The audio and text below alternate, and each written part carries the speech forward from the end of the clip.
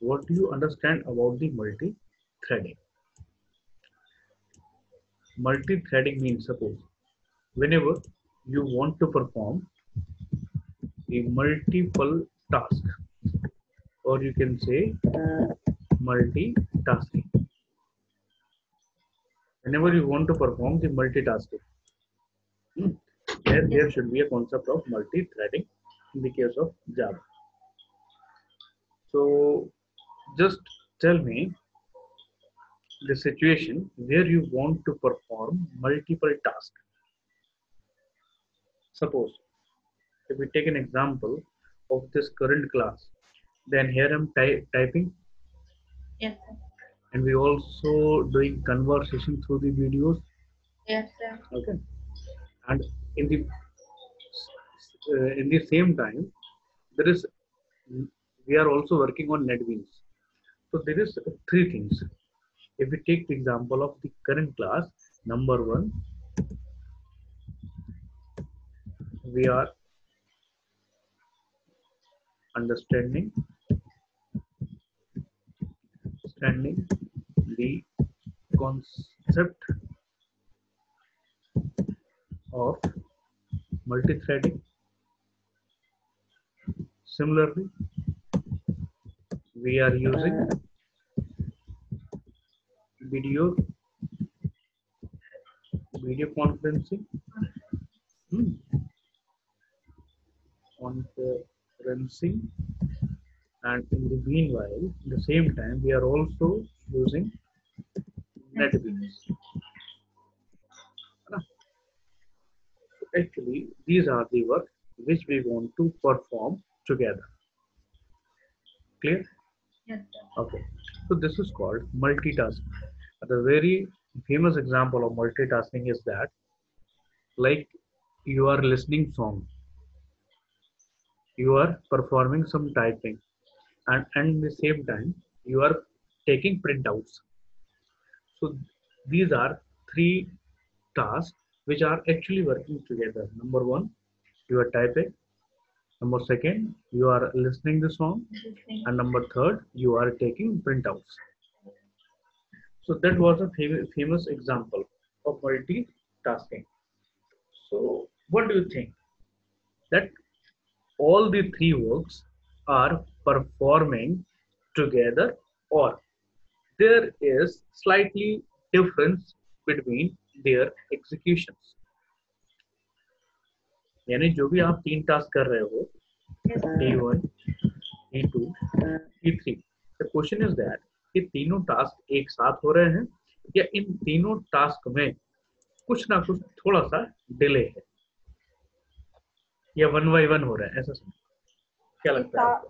अगर हम टाइप भी कर रहे हैं, लिस्टिंग भी कर रहे हैं, वो तो साथ साथ ही हो रहा है ना? साथ साथ हो रहा है, ठीक है, वेरी नाइस। देखो, सपोज एक फैन चल रहा है। Yes sir.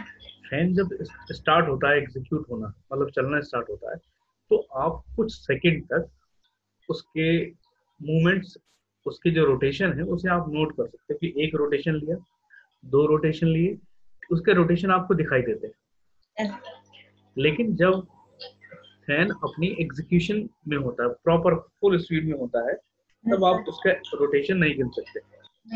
तब आपको क्या लगता है कि ये सारा एक साथ ही हो रहा है, जबकि वो है क्या कि उसमें प्रॉपर रोटेशन हो रहे हैं, लेकिन आपको रोटेशन दिखाई नहीं दे रहे हैं। तो होता है क्या है कि हमारी जो ह्यूमन आईज है, ये एक टाइम तक ही रोटेशन देख सकती है, उसके बाद कुछ समय तक ही देख सकती है। फिर उसके बाद जो टाइम आता है, जैसे एक सेकेंड का अगर मैं कहूँ फोर्थ पार्ट, ये आप नहीं सोच सकते। एक सेकेंड का फोर्थ पार्ट आप नहीं सोच सकते। तो ये एग्जीक्यूशन इतने फास्ट होते हैं कि इनके बीच में डिले इतना कम होता है, इतना कम होता है कि आप उसे इमेजिन ही नहीं कर सकते, सोच ही नहीं सकते। तो आपको क्या लगता है कि सारे टास्क एक साथ हो रहे हैं, जबकि ये टास्क वन बाई वन होता है। ये सारे task one by one,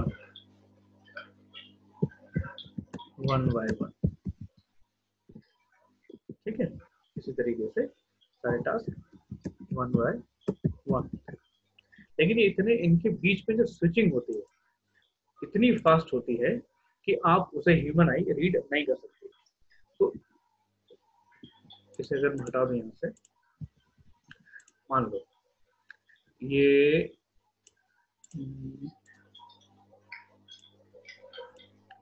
suppose ये टास्क है 1 2 3, ठीक। अब होगा क्या, जनरली मल्टीटास्किंग में होता क्या है, मल्टीटास्किंग में क्या होगा कि सबसे पहले तो ये टास्क होगा, ठीक है, ये हो गया आपका T1 टास्क, T1। एक में होल्ड करना, फोन आ रहा है।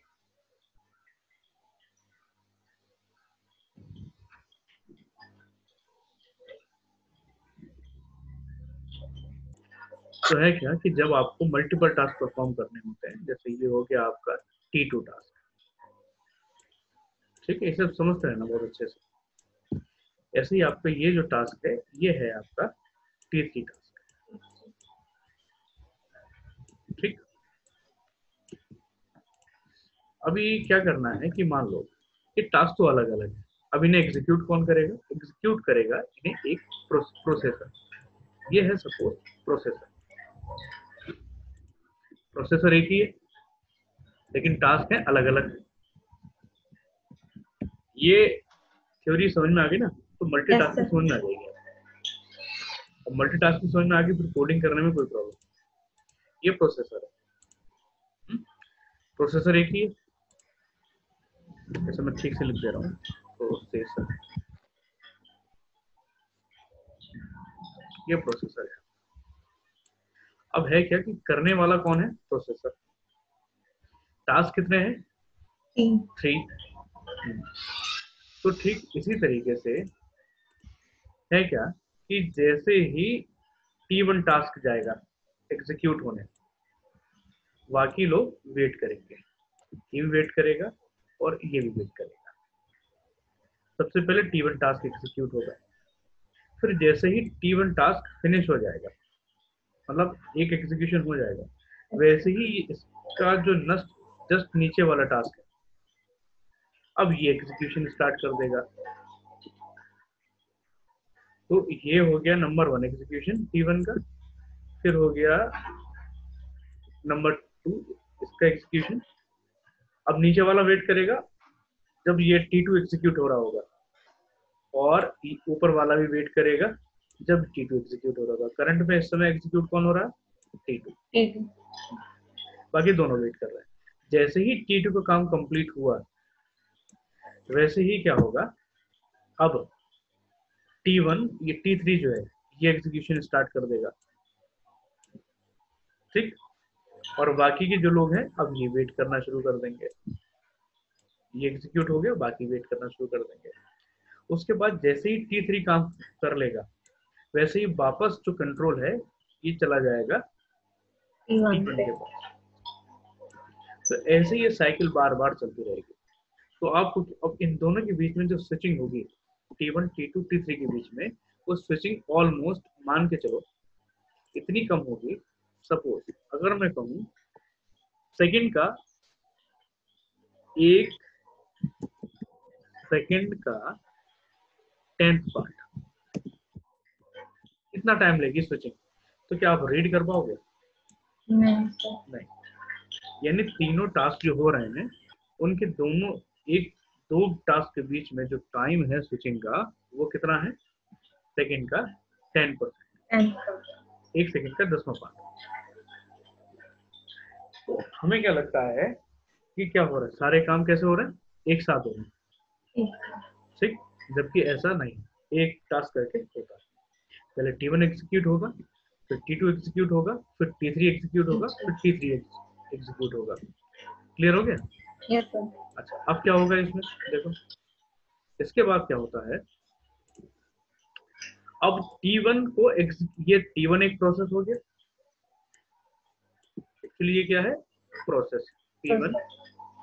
ये भी जो T2 है ये भी एक तरीके का क्या है, प्रोसेस। तो T2 है, और ये भी क्या है, एक तरीके का प्रोसेस T3। क्लियर है? अब होगा क्या इन प्रोसेस को अगर हमें जावा में ऐसी एप्लीकेशन बनानी है, जैसे चैटिंग की एप्लीकेशंस होती हैं, तो चैट में कई सारी चीजें होती हैं, मल्टी चीज आप एक साथ कर रहे होते हैं, उसमें बहुत सारी एप्लीकेशन होती हैं। तो अगर आपको कोई ऐसी एप्लीकेशन बनानी है जिसमें ये तीनों टास्क आपको मल्टीटास्किंग करनी है, यानी आपको लगे कि तीनों टास्क एक साथ हो, जावा में अगर आपको मल्टीटास्किंग एप्लीकेशन बनानी है, इसी को एग्जांपल ले लेते हैं। जैसे अगर P1 यानी एक फंक्शन है, मान लो अगर इसे ट्रीट करें कि ये एक मेथड है, इसे ट्रीट करें मेथड यानी समझ रही हो फंक्शन, जावा में ये दूसरा मेथड है, और सपोज करते हैं ये तीसरा मेथड। तो अगर ये तीन मेथड है और हमें ऐसा चलाना है, जनरली क्या होता है, अगर आप तीन मेथड को कॉल करते हो तो पहले ये वाला मेथड एग्जीक्यूट हो जाएगा फर्स्ट पूरा, पहले ये वाला P1 पूरा एग्जीक्यूट होगा, जनरल इन जनरल प्रोग्रामिंग है ना। सपोज होता क्या है कि जब आप प्रोग्राम बनाते हो, नीचे लेके आ रहा हूँ इसे,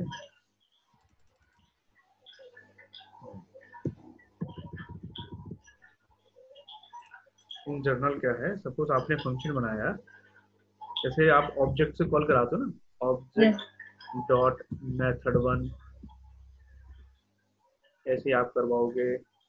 ऑब्जेक्ट मान लो आपके पास तीन मेथड है, ऑब्जेक्ट से मेथड टू और ऑब्जेक्ट से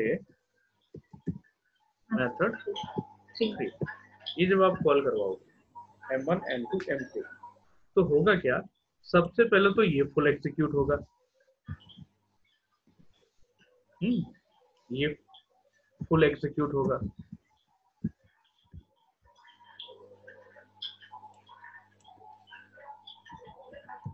उसके बाद ये फुल एग्जीक्यूट होगा,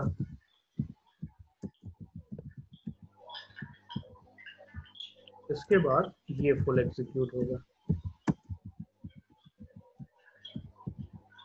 यानी मान लो अगर मैं दो ही का एग्जांपल लूं, दो मेथड्स का, आपको और अच्छे से समझाने के लिए, सपोज मेरे को यहाँ लिखना है, यहाँ से इवन नंबर प्रिंट करा, ऑड नंबर प्रिंट कराने हैं 1 to 9, और यहाँ से मेरे को odd number print even number print करा रहे हैं 2 से 10। यानी मैं जो आउटपुट चाह रहा हूँ, मैं चाह रहा हूँ आउटपुट इस तरीके से 1 2 2 3 4 5 6 7 8 8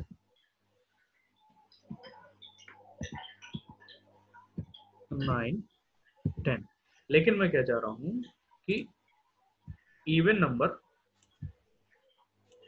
एक मेथड प्रिंट करे और ऑड नंबर एक मेथड प्रिंट करे, लेकिन मेरे को क्या चाहिए, पूरी नंबर, पूरी गिनती। तो मैं चाह रहा हूँ कि पहले 1 प्रिंट हो, फिर क्या प्रिंट हो 2। ये जो 1 है ये सपोज M1 मेथड से आ रहा है, और ये जो इवन नंबर है ये सपोज M2 मेथड से आ रहा है, और इन दोनों को मैंने यहाँ डाला हुआ है। ठीक, क्लियर है? Yes sir. 2 से 10 तक मैं इससे प्रिंट कराना चाह रहा हूँ, इससे, और 1 से 9 तक मैं प्रिंट कराना चाह रहा हूँ इससे। तो इन जनरली होता क्या है ये बताओ मेरे को, इन जनरल केस में क्या होगा, ऐसा होगा नहीं। सबसे पहले अगर मैं एग्जीक्यूट करूं तो ये 1 से 9 तक पहले प्रिंट हो जाएगा। ये ऐसा, ये मेरा डिजायर आउटपुट है जो मैं चाह रहा हूँ, ये डिजायर आउटपुट मैं चाह रहा हूँ। लेकिन होगा क्या, अगर मैं नॉर्मल प्रोग्रामिंग की बात करूं, तो नॉर्मल प्रोग्रामिंग के केस में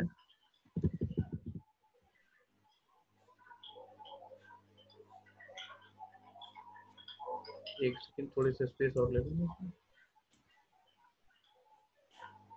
जो नॉर्मल प्रोग्रामिंग होगी उसमें जो आउटपुट आएगा, जो वो आएगा ऐसा। नॉर्मल प्रोग्रामिंग में अगर मैं नॉर्मल प्रोग्रामिंग की बात करूं तो जो आउटपुट आएगा वो ऐसा आएगा। पहले अगर मैंने M1 एग्जीक्यूट कराया तो आएगा 1, 3 5 7 9, उसके बाद आएगा 2 4 6 8 10, ये आउटपुट आएगा। क्योंकि पहले M1 पूरा एग्जीक्यूट हो जाएगा, फिर M2 एग्जीक्यूट हो जाएगा, जबकि ऐसा आउटपुट हमें नहीं चाहिए, हमें ये वाला आउटपुट चाहिए। ऐसा आउटपुट आएगा ही नहीं। ये आउटपुट तब तक नहीं आएगा जब तक इन मेथड के बीच में स्विचिंग ना हो, कि पहले ये वाला एग्जीक्यूट हो, फिर ये एग्जीक्यूट हो, उसके बाद ये वाला एग्जीक्यूट हो, इसके बाद ये एग्जीक्यूट हो, इसके बाद ये एग्जीक्यूट हो। तो ये एक तरीके की मल्टीटास्किंग को दिखा रहा है कि आपने 2 टास्क परफॉर्म करने हैं, पहले एक टास्क, फिर दूसरा टास्क, फिर पहला टास्क, इस तरीके से करना है। तो this is the multitasking. Clear हो गया मल्टीटास्किंग का कॉन्सेप्ट? Yes sir. समझ हो गया, अच्छे से आ गया? Yes sir. अच्छा, ऐसा टास्क अगर हमें जावा से करना है then we required Java threading. तो ये टॉपिक हमारा बेसिकली हुआ कि व्हाट इज मल्टीटास्किंग, ठीक, मल्टीटास्किंग क्या होती है, और when we required Java thread, when we required Java thread. तो अगर ऐसी एप्लीकेशन बनानी है जहाँ पे स्विचिंग करनी है मल्टीपल फंक्शंस के बीच में, मल्टीपल टास्क के बीच में, तो वहां पे हमें जावा थ्रेडिंग की रिक्वायरमेंट होती है। क्लियर हो गया? Yes sir. कोई डाउट इसमें? नो। अभी मैं इस रिकॉर्ड भी मैं इसे, तो अगर आपको ऐसी इस टाइप की प्रोग्रामिंग बनानी है, जावा में थ्रेड बनानी है,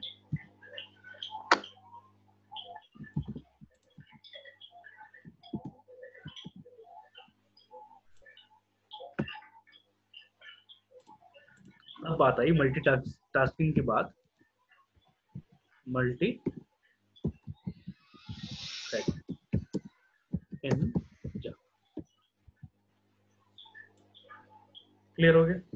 मल्टी थ्रेडिंग इन जावा। देखिए, कब चाहिए मल्टी थ्रेडिंग? जब हमें मल्टीटास्किंग परफॉर्म करनी होती है। तो इसके लिए आपको कुछ नहीं करना, जावा ने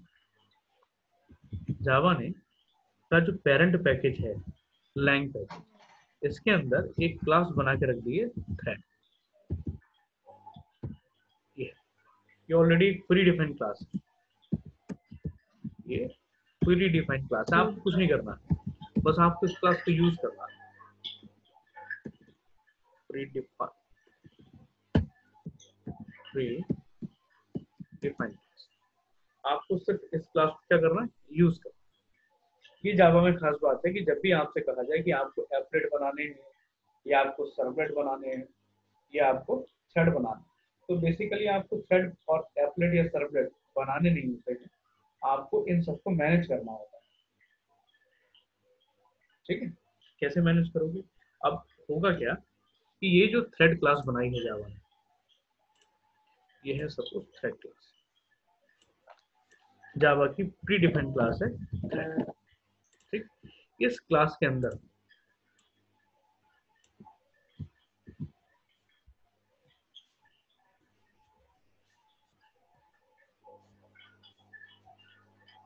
बहुत सारे मेथड्स, प्री डिफाइंड मेथड्स। अब मैं मेथड्स की क्यों बात कर रहा हूँ? क्योंकि जब भी आप थ्रेड की बात करोगे तो थ्रेड का एक एग्जीक्यूशन प्रोसेस होता है, जिसे हम कहते हैं थ्रेड लाइफ साइकिल। तो थ्रेड को अगर आपको एग्जीक्यूट करना है तो उसके लाइफ साइकिल को समझना पड़ेगा कि भाई पहले क्या स्टार्ट होगा, फिर क्या स्टार्ट होगा, फिर क्या स्टार्ट होगा। तो जनरली करते क्या है कि सबसे पहले अगर मैं बात करूं,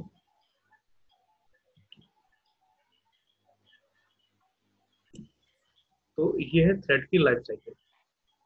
सबसे पहला है न्यू, न्यू से जाता है स्टार्ट में प्रोसेस। ये सारे मेथड्स हैं थ्रेड की लाइफ साइकिल के। स्टार्ट जब थ्रेड हो जाता है तो स्टार्ट करते ही रन मेथड एग्जीक्यूट होगा थ्रेड का। रन मेथड एग्जीक्यूट होगा, थ्रेड अपनी वर्किंग शुरू कर देता है। अब अगर थ्रेड वर्किंग कर रहा है तो बाकी थ्रेड को वेट कराता है। अब मान लो अगर रन कर लिया तो उसके बाद इसे वेट करना। अब वेट करने के बाद दो चीजें होंगी, या तो ये सस्पेंड होगा या फिर ये दोबारा स्टार्ट होगा। ठीक, न्यू से स्टार्ट किया हमने, ये पहला पॉइंट हो गया। उसके बाद ये स्टार्ट हो गया, स्टार्ट के बाद थ्रेड को हम एग्जीक्यूट कर लेते हैं, रन कर लेते हैं। अब जब थ्रेड रन हो रहा होता है उसके बाद स्टेज आती है कि या तो थ्रेड वेट करेगा, काम हो गया थ्रेड का, अब बाकी दूसरा थ्रेड एग्जीक्यूट हो रहा होगा तो ये वेट करेगा या दूसरों को वेट कराएगा। अब वेट कराने के बाद दो बातें हो सकती हैं, या तो ये अपना काम खत्म कर ले तो ये सस्पेंड हो जाएगा, यानी मेमोरी छोड़ देगा जो उसने एक्वायर कर रखी है, या फिर ये क्या करेगा, ये वापस से रीस्टार्ट हो जाएगा, ये वापस से यहाँ पे जाके रीस्टार्ट हो। ये है थ्रेड की लाइफ साइकिल। अब ये जो मेथड है जिससे थ्रेड की लाइफ साइकिल बनी, ये बेसिकली सारे के सारे मेथड है ये वाले, यहाँ पे सारे मेथड्स हो, ये सब है मेथड। यहाँ पे थ्रेड के बहुत सारे मेथड्स हैं, लाइक ये जितने देख रहे हो ना, ये सारे के सारे क्या हैं, थ्रेड के मेथड्स। इसे यहाँ से समझने के लिए डाल दो, ये है यहाँ पे थ्रेड के मेथड्स, ये सारे के सारे। तो अगर हमें थ्रेड बनाना है तो हमें थ्रेड की लाइफ साइकिल को फॉलो करना पड़ेगा,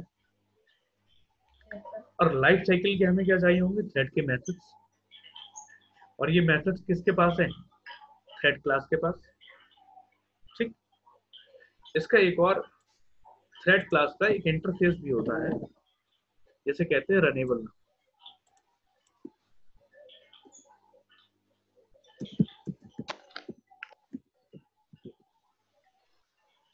तो रनेबल में भी इन सारे मेथड्स की डिक्लेरेशन पड़ी होती है, ये सारे ऐसे एब्स्ट्रैक्ट पड़े होते हैं। तो दो चीजें हैं, अगर आपको अपने प्रोग्राम में थ्रेड बनाना है तो आपको क्या करना पड़ेगा, या तो इन, अब थ्रेड तभी चलेगा जब लाइफ साइकिल को फॉलो करेगा, ये बात बहुत गौर से सुनना, थ्रेड तभी चलेगा जब वो इस लाइफ साइकिल को फॉलो करेगा।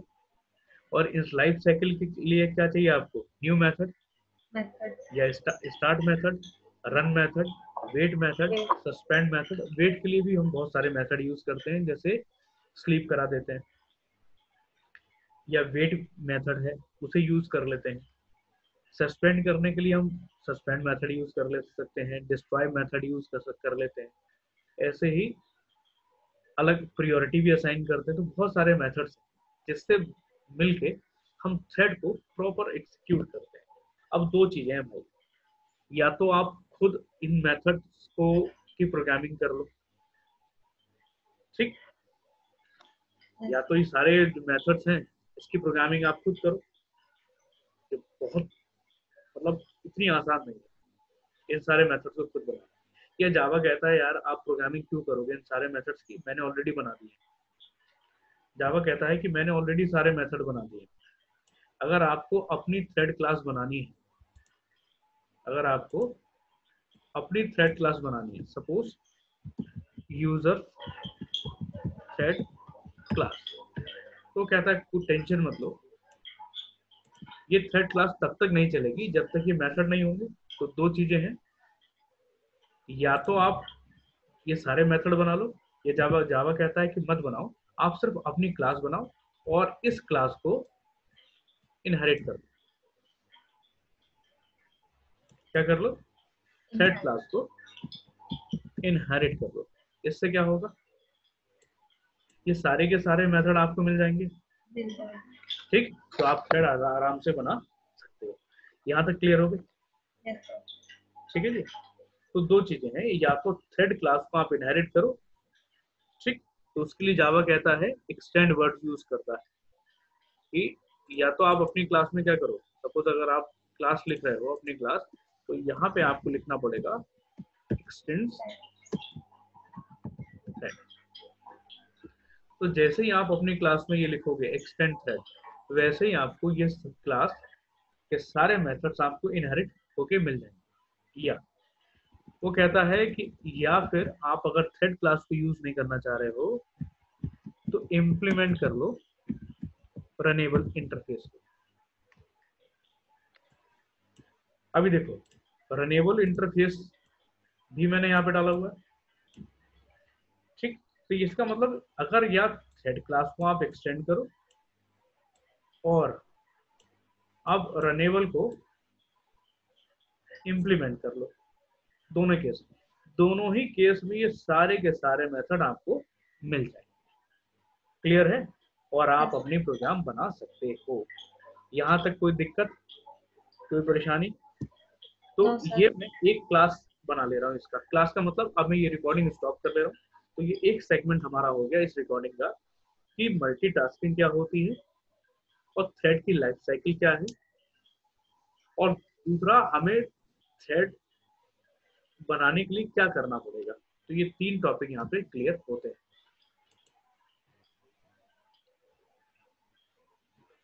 शेयर स्टॉप हो गया क्या? Yes, sir. ओहो,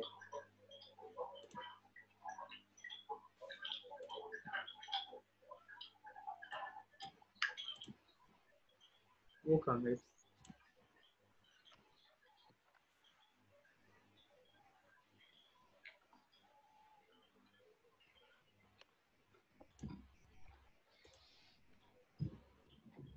अपनी स्क्रीन जरा शेयर करो। अच्छा रिकॉर्डिंग है चल रही, मैं इसे पॉज कर देता हूँ।